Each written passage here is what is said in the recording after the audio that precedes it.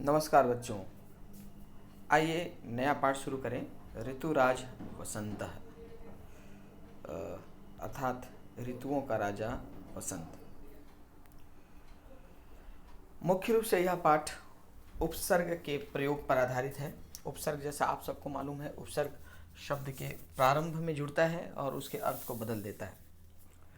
तो जिस प्रकार हिंदी में उपसर्ग होते हैं, उसी प्रकार संस्कृत में भी उपसर्ग होते हैं, या यूँ कहा जाए तो ज़्यादातर उपसर्ग संस्कृत से ही हिंदी में आए हैं। तो उन समस्त उपसर्ग के प्रयोग हम विभिन्न अलग अलग धातुओं के साथ देखेंगे इस पाठ में। यह पाठ मूल रूप से वसंत ऋतु पर आधारित है। तो आइए शुरू करें। 10वां पाठ है ऋतुराज वसंतः।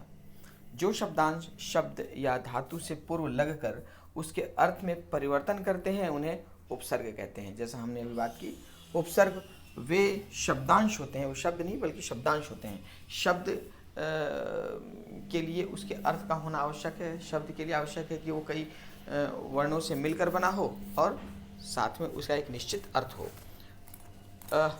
उपसर्ग तो वर्णों के मेल से बनता है, लेकिन उसका स्वयं में कोई अर्थ नहीं होता। वो जब उपसर्ग जब किसी धातु के साथ जुड़ता है तभी वो अर्थ को परिवर्तित करता है। तो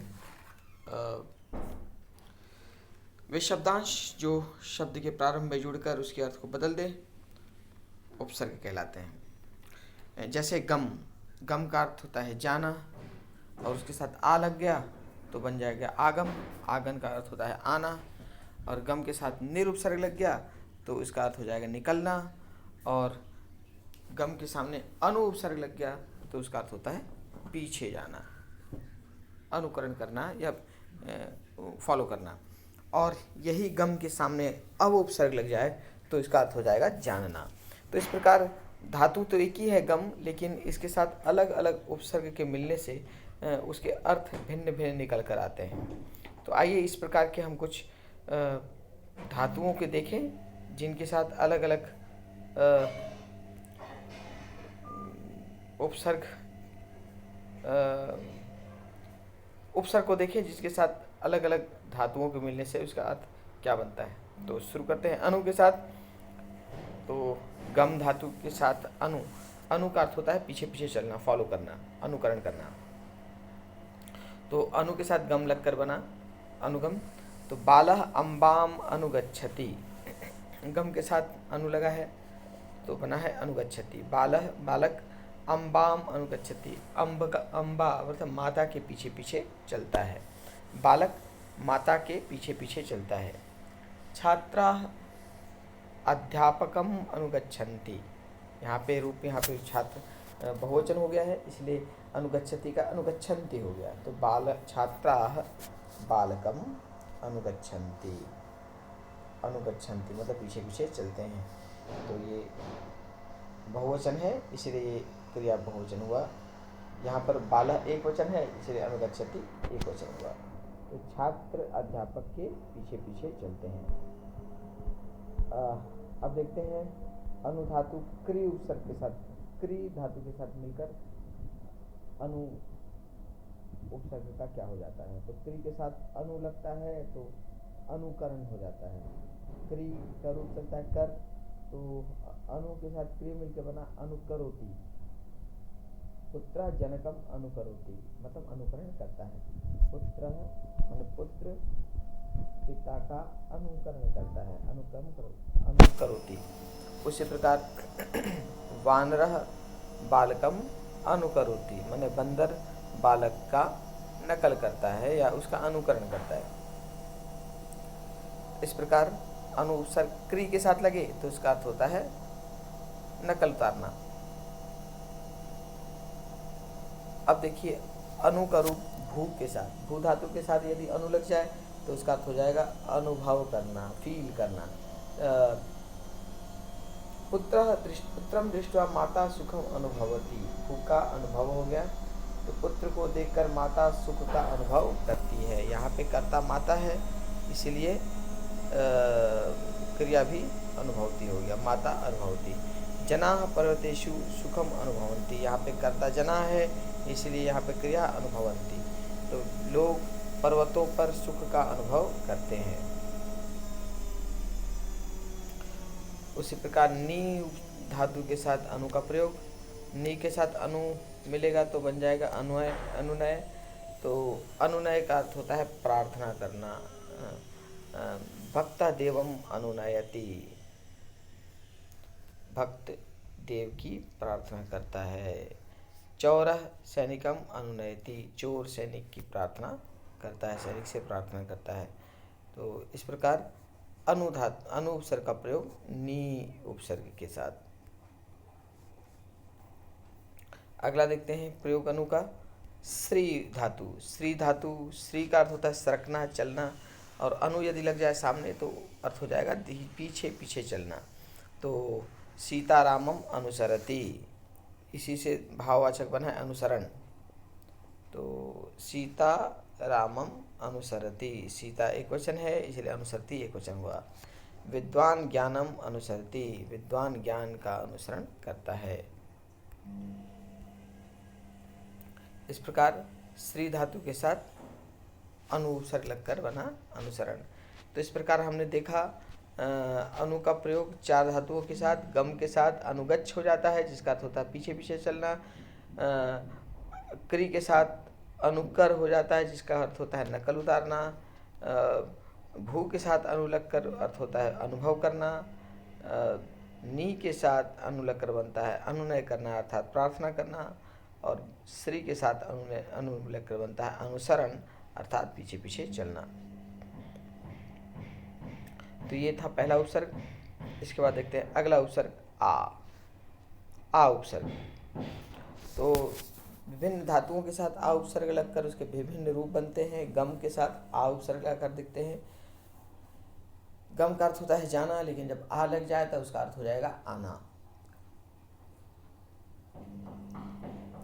छात्राः विद्यालयम आगच्छन्ति, छात्राः विद्यालयम आगच्छन्ति, यहाँ पे कर्ता यहाँ पे छात्रा है इसलिए आगच्छन्ति यहाँ पे बहुवचन हुआ।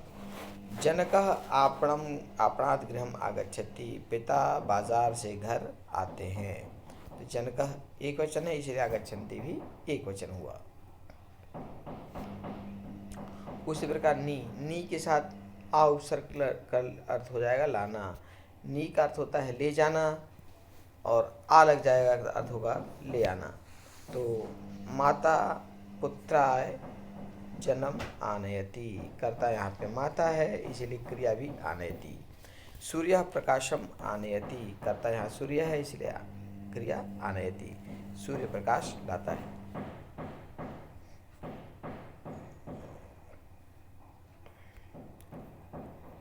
अब देखते हैं अगला उपसर्ग। अगला उपसर्ग है उत। उत उपसर्ग भिन्न धातुओं के साथ लगेगा तो क्या बनेगा?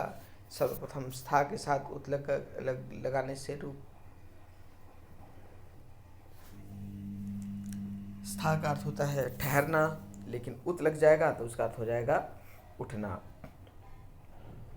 तो बन जाएगा उत्तिष्ठ। स्था के साथ उत लगकर बनेगा उत्तिष्ठ। रमा अध्यापिकाम दृष्ट्वा उत्तिष्ठति, रमा अध्यापिका को देखकर उठ रही है। लोलुप धनम दृष्ट्वा उत्तिष्ठति, लालची धन को देखकर उठ रहा है। लालची यहाँ पे क्रिया है, लोलुप करता है, उत्तिष्ठति की क्रिया। रमा यहाँ करता है और उत्तिष्ठति क्रिया। चलिए आगे बढ़ते हैं। पत धातु के साथ उत का प्रयोग। तो पत का अर्थ होता है गिरना, लेकिन जब उत लग जाएगा तो इसका अर्थ हो जाएगा उड़ना। वायुयानम आकाशे पतति, वायुयानम उत्पत्ति, यहाँ पे कर्ता वायुयानम है, उत्पत्ति उसकी क्रिया। आकाशे खगाह उत्पतंती, आकाश में पक्षी उड़ रहे हैं। खगाह कर्ता बहुवचन, उत्पतंती उसकी क्रिया। उसी प्रकार हरि, हरि का अर्थ होता है हरण करना, उसके साथ यदि उत लग जाए तो उसका हो जाएगा उद्धार करना। तो ज्ञानम जनान उद्धरति, ज्ञान लोगों का उद्धार करती है। ईश्वर भक्तान उद्धरति, ईश्वर भक्तों का उद्धार करते हैं। इस प्रकार उत के साथ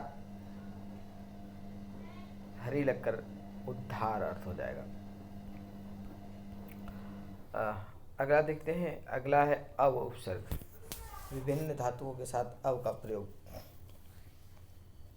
सर्वप्रथम त्रि के साथ। त्रि का अर्थ होता है तैरना, उसके साथ अव लगकर बनेगा अवतीर, अवतर, तो उसका अर्थ हो जाएगा उतर जाना। तो वायुयानम धरायाम अवतरति, वायुयाम पृथ्वी पर उतरता है, अवतरति। चंद्रकिरणा आकाशात अवतरन्ति, चंद्रकिरणा बहुवचन है, इसलिए यहाँ पे क्रिया अवतरन्ति हुआ। चंद्रमा की किरणें आकाश से उतर रही हैं, अवतरन्ति।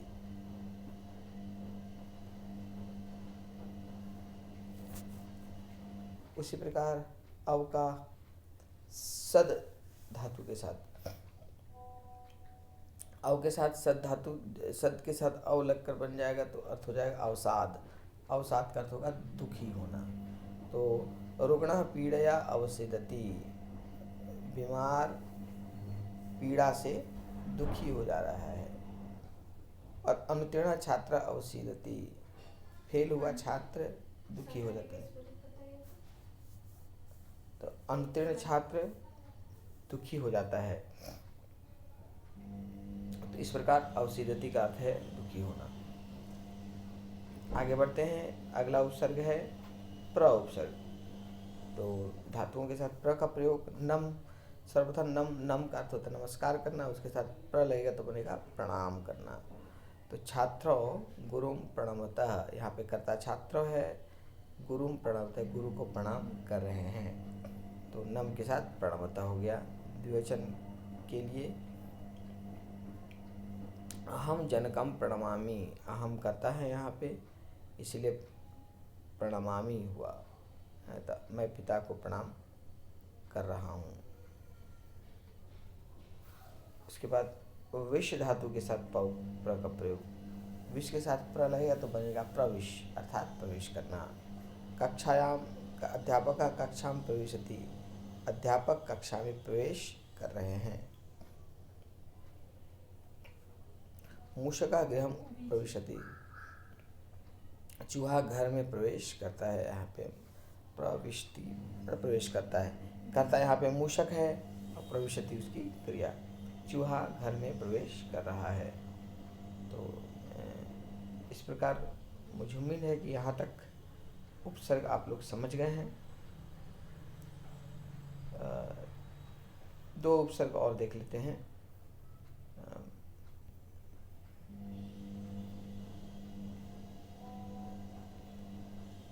रूह के साथ प्र का प्रयोग, ठीक है।